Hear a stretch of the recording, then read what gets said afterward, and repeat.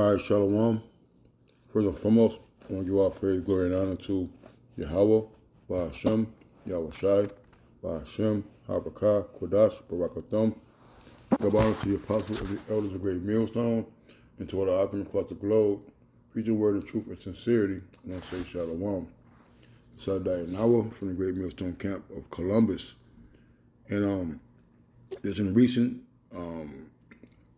events of the Super Bowl, and I wanted to watch it so bad. We were in the camp, we were going to watch it, and we ended up breaking bread and dealing, being the spirit at the place, So I didn't watch all the video, all the commercials about the Chariots, but I did see some. I see the little, the commercial clips of the Chariots, and last year they had a similar one with Nike. So you got to ask yourself, why are commercials about chariots, UFOs, being played during the most watched event in sports television, which is the Super Bowl? Because Esau knows that those so-called UFOs, which the Bible calls chariots, are real. They have documented footage. They have hundreds, thousands of accounts recorded all across the world that these UFOs, the unidentified flying objects, in which we know them to be identified flying objects, aka the chariots of Yahweh outside, aka the salvation of Israel, are real. They have classified them and try to keep them from the public record.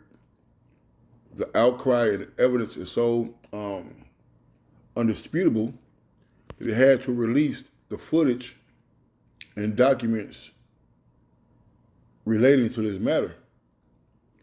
And this is not a new phenomenon. This is not a new thing. All right, this is nothing that is strange to those of us who are in the know, who are in the truth. But I come across this video here in Times Production. I don't know why or nothing about how I got to this or nothing, but it said Hidden History of the movie. So I played it. I want to play a little bit of it because I only got a couple of precepts. The spirit of Yahweh on our side, Lord willing, that's edifying. And this is a disclaimer. This is this is for educational purposes only. I'm not making any money off of this. Just relating information that is being made available, made accessible from YouTube, all right, to its audience. So here we go. And bear with me. I don't know how long this is. The point I want to make, but I do know that it's going to shed some good information. What's so important? Well, they're here. The end times, kid. End times.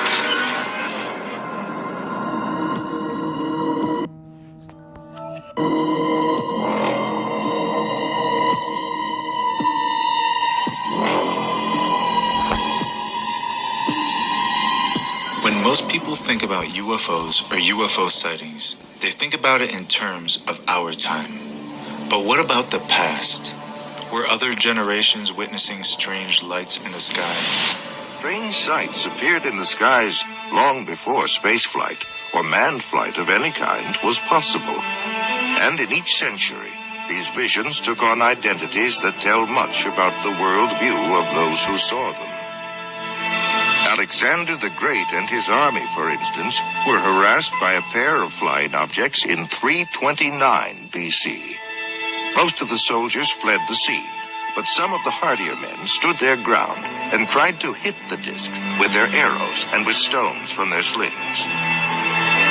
In 1492, just 4 hours before discovering land, Christopher Columbus saw a bright glowing object come out of the sky, go into the water, and travel slowly through the water very close to the ship that he was on. I'm surprised that kickoff even improved my score that quickly. 50 or 60, 150 plus. Engraved on... And that was known as Dante's Inferno. All right, was with the that chariot guided Christopher Columbus to the Americas, which was written in his memoirs. Okay? Play a little bit more. You already get the gist of it by how ancient and how far past in our history, in world history, that these chariots have been around. To a French token minted in the 1860s is a disc-shaped flying object that experts say may have commemorated a daytime UFO sighting. The great British astronomer Edmund Halley of comet fame also saw a series of unexplained aerial objects in March of 1716. One of them lit up the sky for more than 2 hours and was so brilliant that Halley could read a printed text by its light. That's enough. I don't want to get too much into it because, this is a good video to watch. I didn't watch all of it. I just watched a part about the earliness of it. And you go into the old Renaissance art, you will see certain paintings by prominent artists depicting things in the sky. Now let's get this real quick because I don't want to lose my point. Oops, lock it. I want to lose my train of thought. All right, I remember this, but let's take a look at when the first flight airplane was recorded.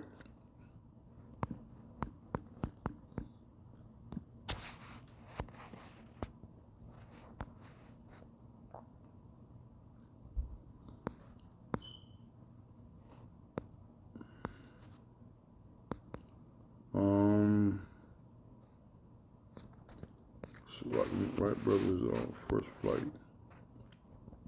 in 1903. Okay, in 1903, the two brothers from Dayton, Ohio, named Wilbur and Orville Wright, were successful in flying an airplane they built. They powered the aircraft, flew for 12 seconds above the sand dunes of Kitty Hawk, North Carolina. So 1903 was the first recorded flight of so-called Americans or humans to be recorded. Now, you just watched that video saying that Alexander had seen chariots 325 BC. Okay? So, explain that. But prior to 1903, all right, according to Esau Edom, there was nothing supposed to be in the air moving around at those speeds. You see? But here we are, you have documented evidence from scientists, from Alexander, from Christopher Columbus, some of the prominent people in American history as far as intellectuality and changing of the world, so to speak. Those are their daughters, Alexander the Great and Christopher Columbus. They love to run of them. But they described and depicted chariots on their voyages and on their travels.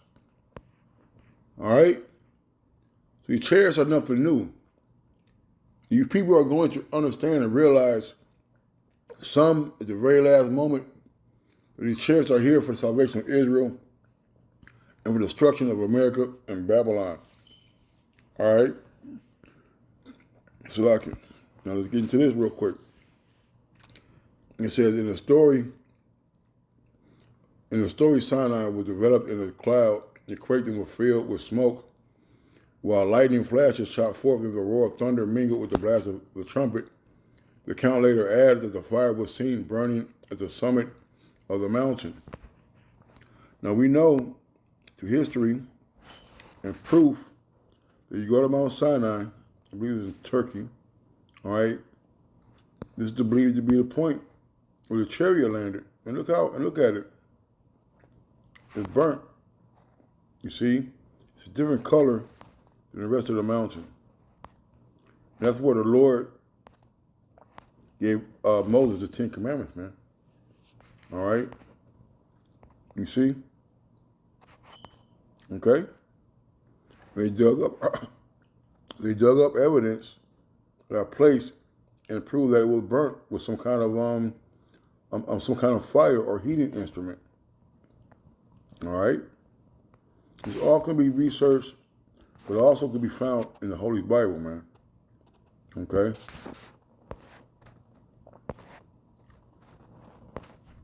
So I want to get a couple of precepts.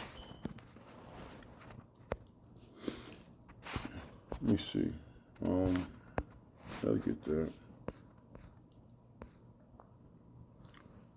2 Kings 6 and 16 said, he answered, fear not, for they that be with us are more than they that be with them. All right, so Elisha and his understudy were being surrounded, okay? Who was that be? Syrians, okay? So they're being surrounded, okay? But Elisha wasn't scared, but his servant was.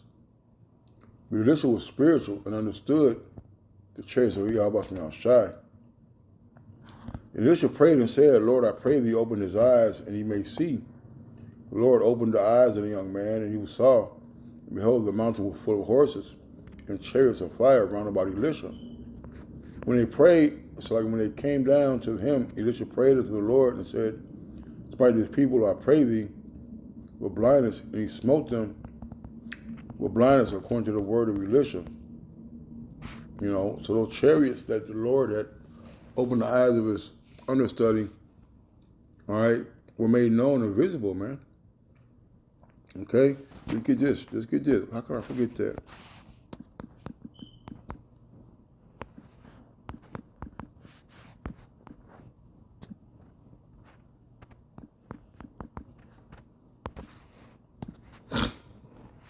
The Exodus 13 and 21. And the Lord Yahweh went before them by day in a pillar of a cloud to lead them the way, and by night in a pillar of fire to give them light to go by day and night. You know, so you hear that account where that scientist or the astrologer saw a chariot in the night, you see, and it lit up so bright that you could read at nighttime. That's that pillar of light. It's that light that's coming from the chariot. It's a glow. He took away not the pillar of the cloud by day, nor the pillar of fire by night from the people, from before the people. You know? So the chariots are always known. They've always been around. They've always been hidden and swept under the rug by Esau Edom, because he knows biblically through the scriptures that those things are real. So when Esau showed you these things on these commercials and these telecasts and these shows, they are real. And no, Esau does not have a crashed chariot or a spaceship in Area 51. He has no bodies of any green men, all right, preserved, all right, in their bunkers or in their military bases. You can't kill angels and you can't shoot down a chariot, man. All right, I gotta do Google Great Millstone Chicago and the chariots, and you will see the spectacular, miraculous show that Yahweh Shai allowed us to see on that very night, man. You see? And you'll see the chariots coming out of nowhere, just appearing. Arala and I seen them at my brother's house one time, man. You see? They're always around.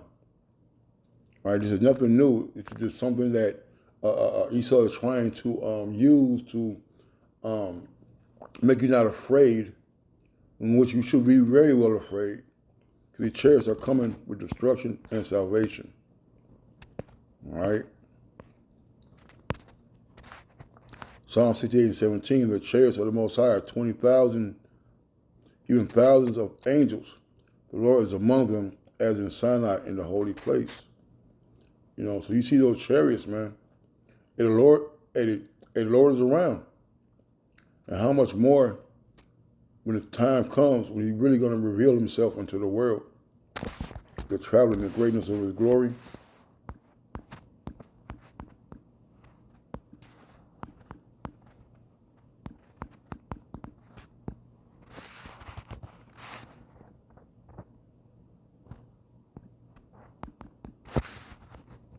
Let's see.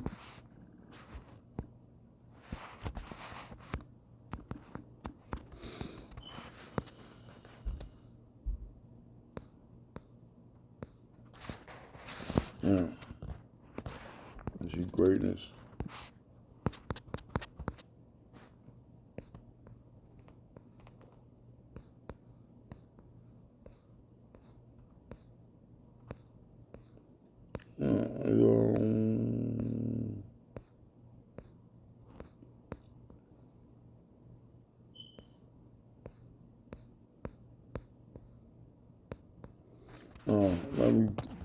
always do that. And the Lord coming back with a great. He returning in a great man. Man, let's get this. This is the one.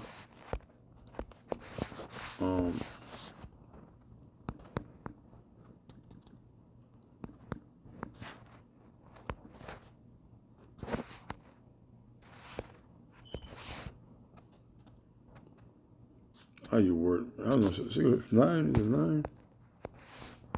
Let's see. See, I don't got a good memory. 9. Nope. 15.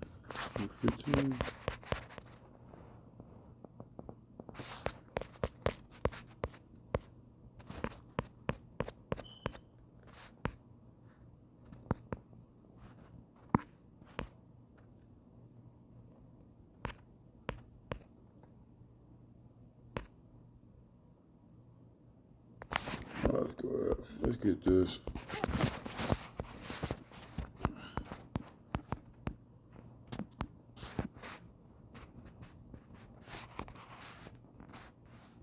So that's 13. So that's 13. Let me get to the point.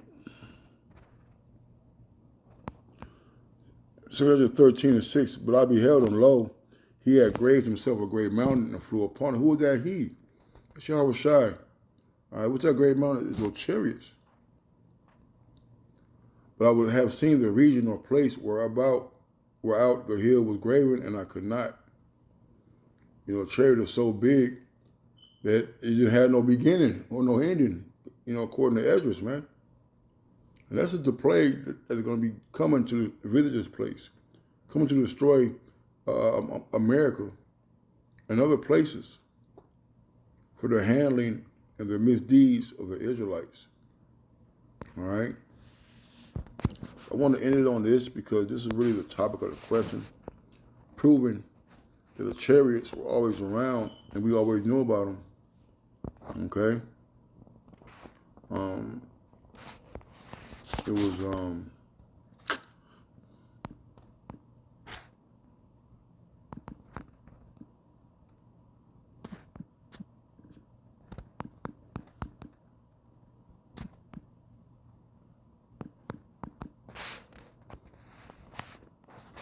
I wonder how I word it.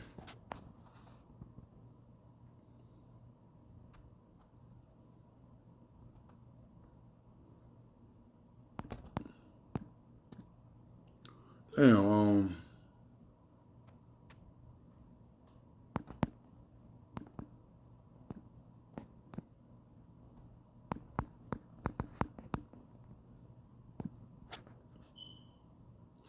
right, it said it was written by Wallace Willis, a black Choctaw freedman. The Choctaws are the Native Americans, supposedly, Gad, in Choctaw County near Hugo, Oklahoma, sometime before 1863. Now, we just read, all right, that the Wright brothers didn't have no flight till like 1903. So what were they talking about? You see? So it was written by Wallace Willis, a black Choctaw freedman in Choctaw County near Hugo, Oklahoma, sometime before 1863. He may have been inspired by the sight of the Red River, which he was working, which reminded him of the Bible's River Jordan and the prophet Elijah's being taken to heaven by a chariot. All right? And within even knew that, you know, he's a Choctaw, he's a Gadite.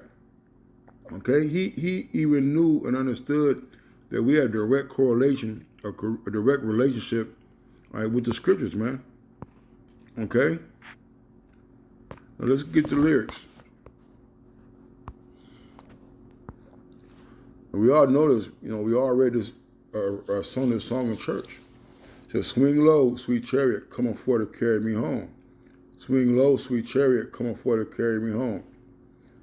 I looked over Jordan, and what did I see? Come on forward to carry me home. A band of angels coming after me, come on forward to carry me home. And where's that account? All right? Where's that account in the Bible?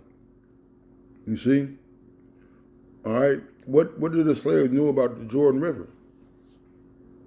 What do they know about that coming to carry them home? You see? The Spirit of Yahweh Shai has always been in his people. He always gave them a ray of hope to hold on to, even if it was in songs. All right, but what's coming out of the heavens to come and carry him home, swinging low, sweet chariot. Those are the angels, man. Those are the so-called UFOs. All right, and they're coming to carry us home. Where? Back to Jerusalem, back to Israel, where we belong. How did slaves know what was in the sky in 1863? You see? And, and what, 60 years later, 40, 50 years later, that the Wright brothers had made a plane, which was the first thing in the sky at that time? Make it make sense, man. I'm going to say shalom.